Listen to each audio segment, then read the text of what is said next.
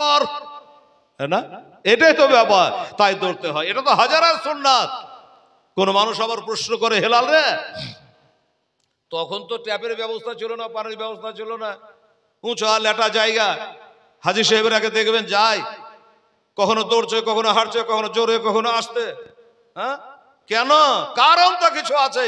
হাজার বার শুনে আছেন যে মা হাজেরা আলাইহিস সালাম তার বেটা ইসমাইলকে রেখে পানি ভরিয়ে গেছে, সরাইয়ের পানি, তাই পানির জন্য যাচ্ছিলেন। যখন উঁচাতে চড়ে যায় বেটাকে দেখতে পাই, যখন নিচাতে নেমে যায় বেটাকে দেখতে পাওয়া যায় না, তখন দৌড়ায়। এক তো ছেলেটা নেই, দৌড়ার কোনো দরকার নেই, কি বলেন? আর তখন পানির অভাবে দৌড়েছিল, এখন তো পানির কোনো অসুবিধা নেই, ঠান্ডা গরম কি খাবেন, ওখানে ঠান্ডা পানির ব্যবস্থা আছে, গরম পানিরও ব্যবস্থা আছে। আমরা তো কলকাতার লোক, বাঙালির, পশ্চিম বাংলার লোক, ঠান্ডা পানি পেলে কেউ গরম খেতে যাবে? আর বাবা, ফ্রি পানি আর আবে জমজমের পানি মৌলবীর কাছে শুনে শিখে আছে, একবারে ঢাকা ঢাক, এত দৌড়াদৌড়ি করে এসে একবারে বরফ মার্খা পানি, বরফ মার্খা পানি এত ঠান্ডা, একবারে ঢাক ঢাক করে লোড করে খেয়ে নিল। নিয়ে কি হবে? পেটটাও ভরবে ঠান্ডায়, গলাটাও ভিজবে, কিন্তু হাজিরে দৌড়ে দৌড়ে হাঁটে, ইঞ্জিল গরম হয়ে আছে, আর গরমে ঠান্ডা পানি খেয়ে নিয়ে যাও। বাসাতে কতটা এসে কি হলো, হাজির সাহেব বলছে খুব জ্বর। সরকার বলছে বিনা পয়সা ওষুধ দিচ্ছে, নিয়ে যা পঞ্জরে হাসপাতাল, হ্যাঁ না? তাই হাজির সাহেবকে বললাম যে কটা প্যারাসমল নিয়ে যাবেন, কটা পাতলা পায়খানা ট্যাবলেট নিয়ে যাবেন, কিছু কিছু নিয়ে যাওয়ার কথা বললাম। আমাদের ওষুধ তাদের ওষুধের ফারাক। তো যেটা বলছিলাম, বাবা আমি প্রথমত তুই একদিন ঠান্ডা পানি পান করার পর দেখি শরীর হিট, এমনিতে গরম, তারপরে যদি শাক করে একবারে ঠান্ডা পানি পান করলে সানা করে ধরে নেবে, সর্দি লাগবে। তার জন্য গরম পানিরও ব্যবস্থা ওখানে আছে, সব ড্রামে ড্রামে রেডি করা আছে। তাহলে এখন তো আর দৌড়াদৌড়ি করা দরকার নেই, সব ব্যবস্থা আছে। আল্লাহ বোঝে না, ওটা কথা লয়, ওছালেটা থাক আর নাই থাক, দেখতে পাওয়ার নাই পাও, পানি যতই ব্যবস্থা থাকে না কেন, আমার হাজেরা যেমনি করে দৌড়িয়েছে তোমরাও দৌড়াও, এটার নাম হলো হজ করা। এটাই হলো আমার হাজেরার সুন্নাত রে, কোনো যুক্তি খাড়া করিও না, আমার হাজেরা যেমন করেছে তোমরাও করো। তাই হাজিরা দৌড়াই। বেরাদার ইসলাম, শয়তানকে পাথর মারে মেরেছে কে? ইব্রাহিম আলাইহিস সালাম, ইসমাইল আলাইহিস সালাম, মা হাজেরা। কবর হলো তিনজন, তিনবার পাথর মারতে হয়। তো হাজী সাহেবরা যাবেন, মরলেম সব বলে দেবে অবশ্য, আরো হাজী সাহেবরা থাকবে একসঙ্গে, কোনো অসুবিধা নেই। ওই যে 8 তারিখে আপনাকে নিয়ে চলে যাবে মিনা, মিনাতে নিয়ে গিয়ে তাবু, উপর থেকে দেখে মনে হবে যে হাজী সাহেব ছাতার মতো, তাই না? যখন রোড দিয়ে হাঁটছিলাম তো বলছি এতে কটা মানুষ হাঁটবে রে বাবা আরফার ময়দানে, হাই হাই হাই। কিন্তু ভিতরে যাবেন, লাখো লাখো মানুষের জায়গা, একই রকমের গেট, একই রকমের কালার, একই রকমের সব। হ্যাঁ, তো ওখানে গেলেন, 7 তারিখে রাতে নিয়ে চলে যাবে, 8 তারিখ থাকলেন দিন রাত, 9 তারিখ সকালে, জিলহজের 9 তারিখ সকালে আপনাকে নিয়ে চলে যাবে। এখন ট্রেনের ব্যবস্থা করেছে আবার, আগে হাজী সাহেবরা ট্রেনে চড়েছে কিনা জানি না, তো ট্রেনে ব্যবস্থা করেছে। তো ট্রেনে চড়ে 2টা স্টেশন গেলে আরফার ময়দান, বাস ফজর পড়ে ওখানে গিয়ে সারাদিন ধরে হুজুর বলছেন, বুঝেছেন, সুন্দরভাবে বলছেন। হ্যাঁ, তো ভাই নাম আমাদের ইমাম সাহেব বলে খবরদার।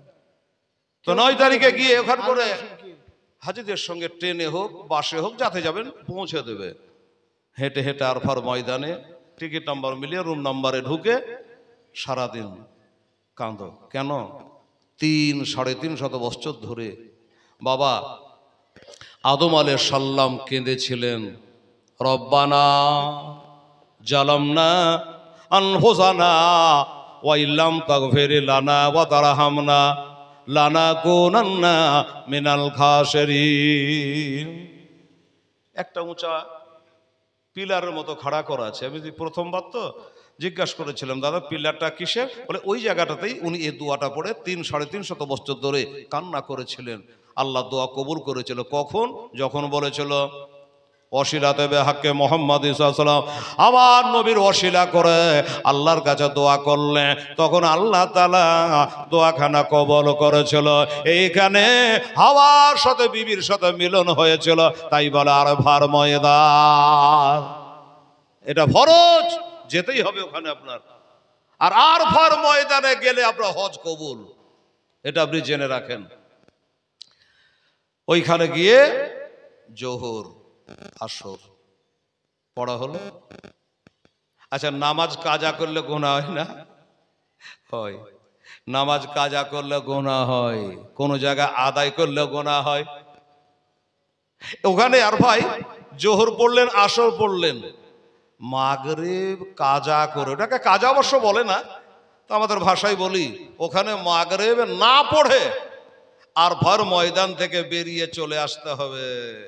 চলে আসার পরে মুজদালিফা, যেখানে পাথর কুড়ায়, ওই মুজদালিফায় গিয়ে আল্লাহ রে, গায়ের লুম দাঁড়িয়ে যায়, এত উঁচু পাহাড়, তার মাঝখান দিয়ে রাস্তা, কোনো ভয়ের কারণ নেই। রাত্রিবেলা আপনার মাথার উপর দিয়ে আরবের সরকার সব সময় 24 ঘন্টা গোটা রাত বাবা হেলিকপ্টার ঘুরছে প করে, একটা মিনিটের জন্য বন্ধ নাই। তারও তো একটা দায়িত্ব আছে, সারা বিশ্ব থেকে হাজিরা হজ করতে এসছে, তার কোনো ক্ষয়ক্ষতি কোনো রাজ্য করে দেবে না, এই জন্য সবসময় টহল দিচ্ছে মাথার উপর দিয়ে। সুবহানাল্লাহ, কষ্ট তো মেলা লোকের মধ্যে একটু। বাস্তব কথা, সুন্দর কথা। এমনি করে ওইখানে গিয়ে মাগরিব, ওই যে পড়েননি আরফার ময়দানে, ওই মাগরিব আর এশা এসে এখানে পড়বেন, হয়ে গেল। পাথর কুড়াবেন, কমসে কম 50টা মতো পাথর আপনাকে কুড়িয়ে নিতে হবে। সাইজ গেলা কিরকম? বড় বড় না, বলে শয়তানকে মারবো তো বড় পাথর দিয়ে রাগে চোটে মারবো না, আপনার রাগ করলে হবে না, হিসাব মতো করতে হবে। লিখছে বুটের মতো, ছোলার মতো, এই সাইজের পাথরগুলা হাজিদেরকে ওখানে কুড়াতে হয়। সবাই কুড়াচ্ছে, আঢালা পাথর সরকার ফেলিয়ে রেখেছে, আপনি কুড়ান যত কুড়াবেন, ভাববে যে পাবো কি পাবো, অভাব নেই, সব ফেলে রাখে। ওই পাথরগুলা কমসে কম 50টা মতো পাথর কুড়িয়ে রাখতে হবে। নেওয়ার পরে মাগরিব না পড়ে ওই আরফা থেকে বেরিয়ে চলে আসতে হবে। তা তো বললাম, এসে ওই মুজদালিফায় পাথর কুড়াবে, মাগরিব আর কি বলে এশা পড়বে, ফজরের নামাজ ওখানে পড়তে হবে। ফজরের নামাজ ওই মুজদালিফায় পড়তে হবে, পড়ে সূর্য বের হবে, তোমাকেও বের হতে হবে। যাবেন কোথায়? এই যে পাথর কুড়িয়েছেন, মারবেন না, ওই পাথর গেলা কুড়িয়ে বাবা মারতে যেতে হবে শয়তানকে। তা আমি আগে ভাবতে, শয়তান বলতে এরকম গোল গোল পিলার করা আছে না, পিলার নয়, লম্বা চড়া মার্বেলের দেওয়াল 3টা আছে, ছোট বড়, ছোট মাঝগোল বড় 3টা দেওয়াল আছে, ওইখানে মারতে হবে। নিচে গর্ত আছে, মারবেন। এক এক হাজি এবার এত রাগ করে মারছে যে ওর পাথর ঘুরে সঙ্গে লেগে যাচ্ছে, মানে শয়তানকে মারছে তো রাগের চোটে। তো হিসাব করে সাইজ করে মারতে হবে, যাতে করে আমার পাথর ঘুরে এসে আমাকে না লাগে, কারো যেন কষ্ট নাই, আমরা কাউকে কষ্ট দিতে যাই না বাবা। তো ওইখানে পাথর গালা মারছে আর ওখানে লেগে নিচে পড়ে যাচ্ছে। এমনি করে একদিন হলো, পাথর মেরে বেরিয়ে চলে আসতে হবে। আসার পরে বেদাম ঘড়ি দেখছি, আমি তো ভুলে গেছি ঘড়ি আনতে কত বাজলো। খবর নিচ্ছে কুরবানি, পাথর মেরে চলে আসলো, পাথর মেরে চলে আসলো। তারপরে যে মোয়াল্লেম বলে দিয়েছে, হাজী সাহেব কুরবানি গাহা যেতে পারবেন না, খুব ভিড় ভাড়। নতুন গেছি আমরা, কে জানি লাখো লাখো কুরবানি। ফোনে বলে দিল, হাজী সাহেব আমরা কুরবানি হয়ে গেছে। আর যেই বলেছে কুরবানি হয়ে গেছে, তখন মাথা নাড়া করার হিড়িক, মাথা নাড়া করা।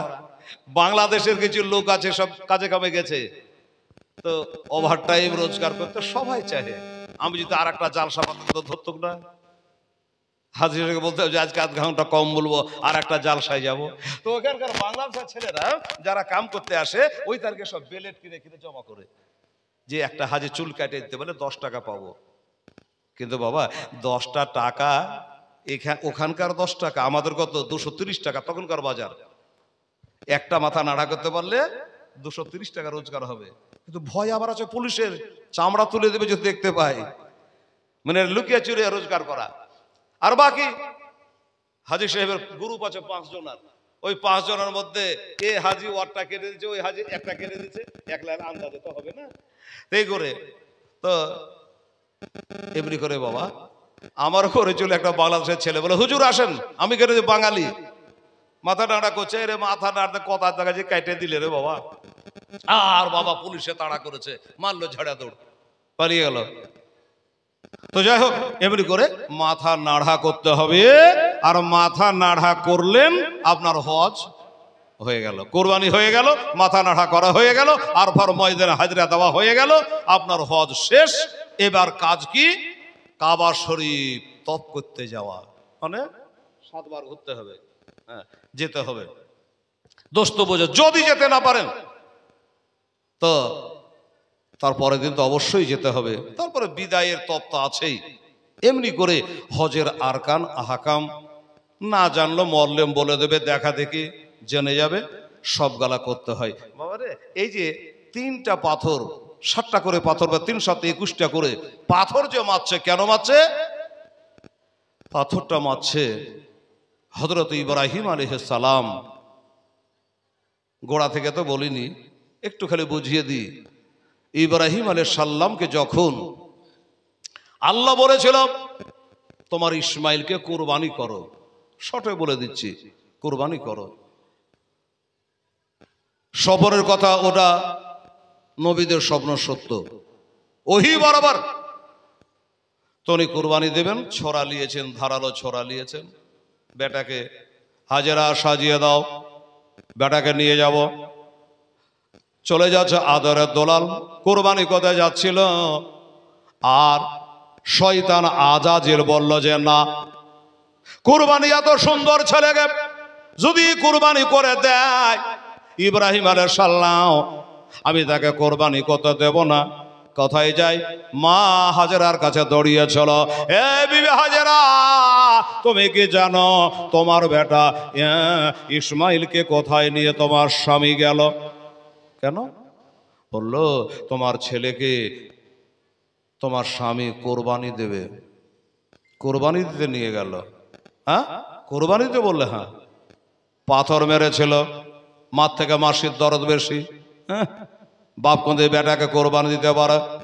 ওখান থেকে জোতা খেয়ে ঘুরে আসলো।